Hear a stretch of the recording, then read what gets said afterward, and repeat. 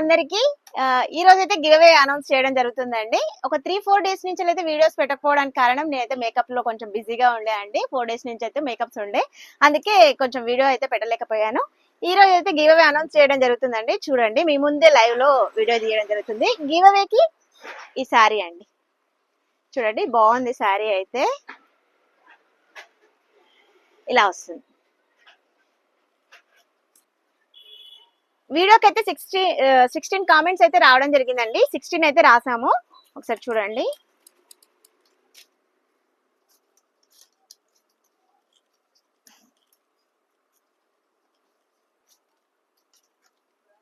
చూడండి ఎవరి పేరు వస్తుందో చూద్దాం.